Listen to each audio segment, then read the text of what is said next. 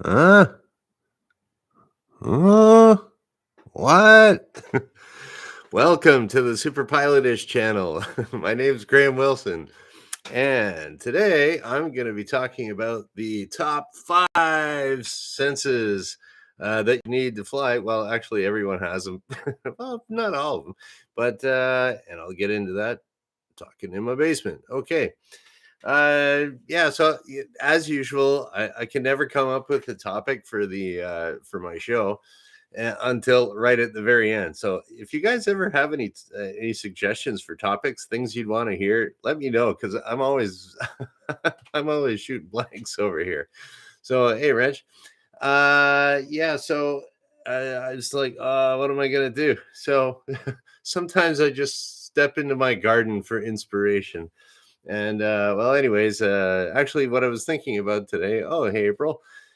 It was that like this morning, the birds were really chirping, and it was just like, wow, sun must be coming up because birds only fly VFR. Did you know that? True, unless you're a nighthawk or Canada geese, but most birds they fly just strictly day VFR.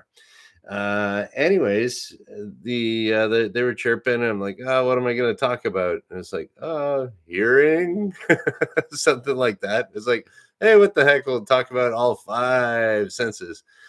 And oh, hey, Jordan, hey, Dan. So, okay, number one, just like I kind of had on my little thumbnail, the top five senses. Well, if you're going to be flying, I figured I'd put them in order. So number one, sight. You know, even if you have glasses, you can still have. They got to be corrected to a certain standard. And so yeah, you do have to kind of see where you're going, and then but you don't with all the five senses that you have. They don't necessarily have to be perfect. You don't have to be some kind of the right stuff Superman kind of astronaut. Now those astronaut guys, I don't know, they're like Superman. Yeah, everything they do is perfect. So, but anyways, just for us normal people, normal pilots, yeah. So as far as your sight goes, I would say it's the most important, but it still doesn't have to be perfect because I mean, the general when I was thinking about this today, the general I guess theme of all the exceptions to the rules for getting a pilot medical is that is aviation safety compromised or is it okay? So, for example, let's just say you have color blindness. The main thing about color blindness, you have to be able to differentiate between red and green. So that's because if your radio is not working, then what the control tower will do is they have a little light gun, and it's got this light, and it shines either a red light saying, "Hey, you're no good," or a green light and says, "Yeah, you good, you're good to land or whatever, or taxi." So yeah, you got to be able to differentiate that. But then if you and it's also for so you might be able to get away with that with some sort of a limitation, or if you can actually functionally, okay, yeah, I did the test, I'm colorblind, but they actually, someone in the control tower actually fires like a red or a green light at you, you can tell the difference, you're good to go. And so that would be considered a practical test. So there's that. And I knew a guy once that he lost sight in one eye, so he was what they call a monocular pilot. Well, he was telling me, he's like, "Oh, I can never become a pilot. I can only see out of one eye." And I was like, "I don't know. I think you can." And yeah, sure enough, it's if you are considered a monocular pilot, yeah, you're good to go. There might be some, depending on your jurisdiction, there might be some restrictions put on your license, like can't fly at night, can't fly something something, or you're limited to just being a private pilot and you can't do it for a job maybe, or there's different things, and the rules are a little bit different here and there, but generally if you're safe to go, they'll accommodate you most places.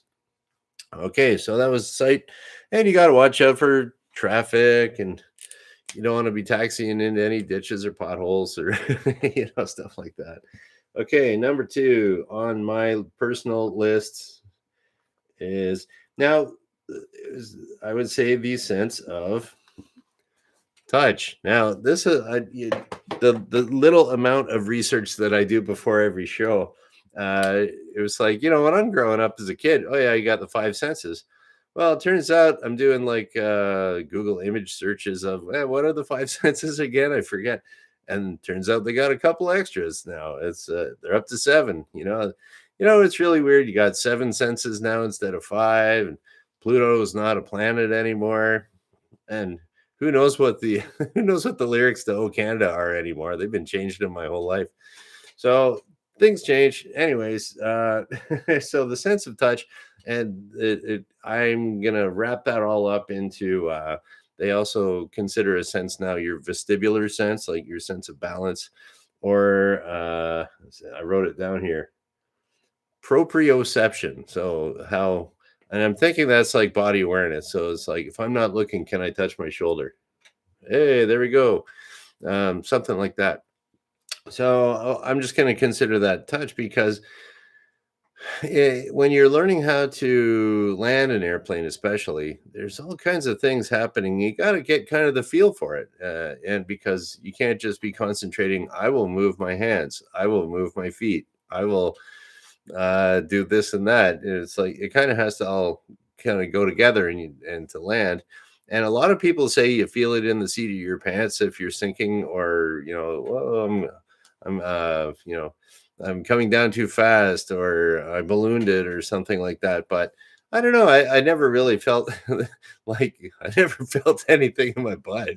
When I'm landing, I'm just like, here we go, and somehow I do it. But I'm not concentrating on that at all. And then but there has to be a certain feel, a certain sense of touch, and that would get into your vestibular. If you're rolling the airplane a little bit, are you cranking it really hard, or are you doing it nice and smoothly? All that, and you need all that feedback to do a nice smooth flight and meet standards of flight tests and not get your passengers sick. So I would say the sense of touch would be number 2. Okay, let's go for number 3.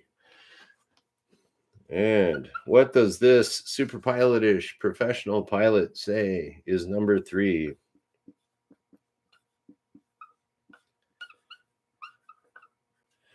I would say, what? Hearing. That's right.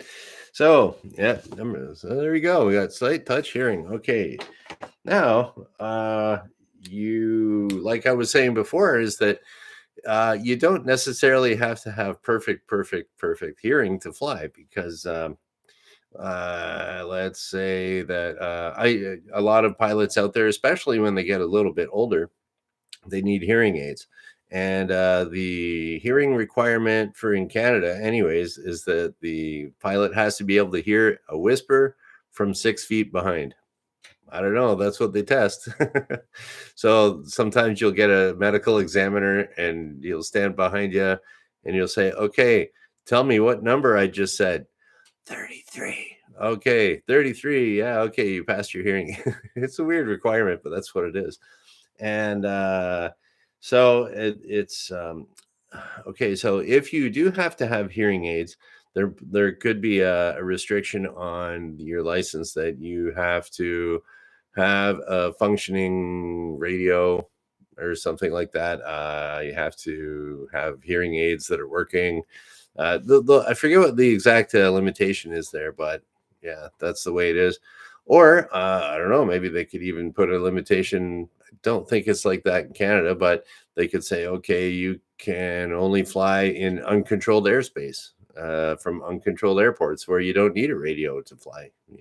You're flying, you're a farmer, you got a 2,000 foot nice grass strip out behind in the back 40. Hey, go flying around all you want. You can be deaf as a doornail. And who cares? Just look out the window. Don't hit nothing. So I would say hearing, no problem. And oh, that was another thing too, is that I remember it was like in the very early stages of, I was told this, and I wish I can't remember her name, but one of the very first women pilots in Canada, she was deaf.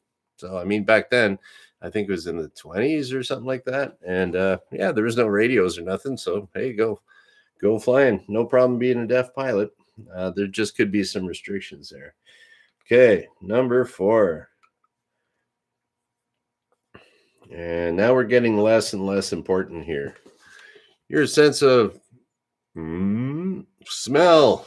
Yep. So there we go. The only thing I know about that, there is no smell requirement for for getting your license. Though if you can't smell yourself, it's going to be very awkward with your co-pilot or something like that, or your captain, or your student.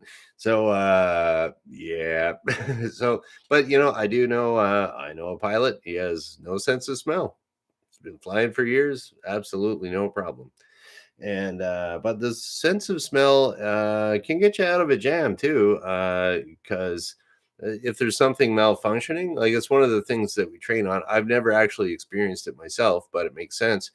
Is that if you start to have a little electrical fire, maybe your radio is overheating a little bit, or there's a wire kind of shorting out. They say it's the insulation starts melting, and you can kind of smell burnt plastic. So that'll identify it as a electrical fire.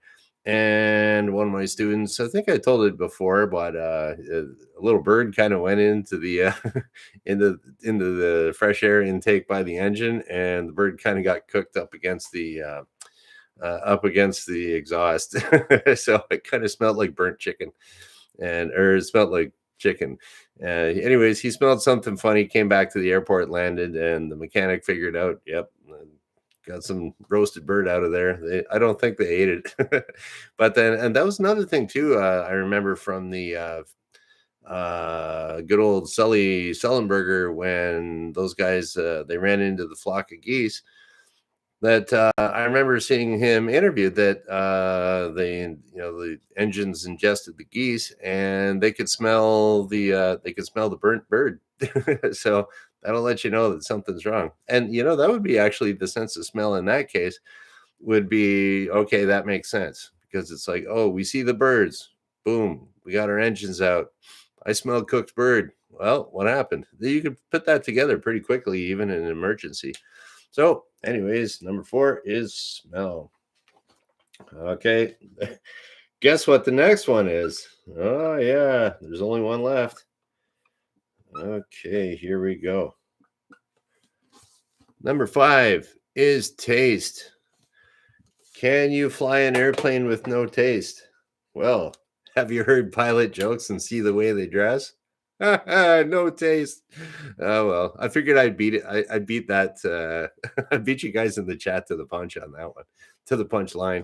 And yeah, don't need to taste anything. It would probably be helpful if you didn't have a sense of taste, because if you're eating airline food all the time, you could just pig out, I guess.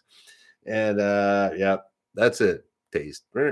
So just a little short. Well, let's do the old super pilotish review here. So top 5 senses in order by me, the expert, who's just like, there's no science on this at all. It's just what I'm thinking. So it's sight, got to see where you're going, and touch. Yeah, you got to feel the airplane out. Hearing, what? You're still good. There could be restrictions. Smell, watch out for them birds and the burnt plastic. And taste, I have no taste. So yeah, there we go. There's my top 5 senses. And I have to thank the birds for waking me up this morning to give me sort of an idea of what to talk about. So the other thing about taste, to wrap this up into a nice little bow, is it's the weekend. So I think last weekend I had pizza, so we can't have pizza again. But it's a beautiful day out there today, so I think I'll fire up the barbecue, throw some burgers on the grill for this afternoon, and enjoy my weekend. So that is about it. Just gonna go through and see if there's any little suggestions, or if there's any, I don't know, questions, comments, etc. And any good jokes I might want to tell. Okay. Okay. Oh, that's too bad. April is hearing about someone that couldn't get their license because they were colorblind. Yeah, it's kind of a tricky thing there. Sometimes you can get away with it, sometimes you can't. Um, mm, mm, mm. Okay, what else we got here? Okay, and Wrench over here was being kind of gross. Okay. All right, there we go. And oh yeah, hey Shecky, I didn't see you sneak in here. So are you in the Joshua Tree National Park today? I think you said you were going the 25th, 5th and 6th or something. Yeah, okay. Well, hey. All right. So that's pretty wild. I hope you enjoy your time there, Shecky. I knew you were going to Joshua Tree National Park there, but that's pretty cool. And okay. Oh, that's it. 26th and 27th. Okay, that's when you're going. You know what? I'm gonna write that down so I can do a special Shecky shout out on the 26th and 27th. 26th, 27th. Shecky's on vacation, so I'll give him a pass. uh, that's another thing that you learn as you get older. If you don't write things down, you forget them. So vacay. Okay. Hopefully I can read that. All right, so that's about it. I will be back. Or that was last week. Okay, whatever. Yeah. So that's about it for today. I'm gonna shut her down, and so feel free to shoot me whatever ideas or questions or topics that you'd like me to talk about at any time. And that's about it. I'll be back on Monday. Why? Because I do this Monday, Wednesday, Friday at noon Eastern, and I'm going to shut her down. So, you guys all have a great weekend, and thanks for watching. Bye.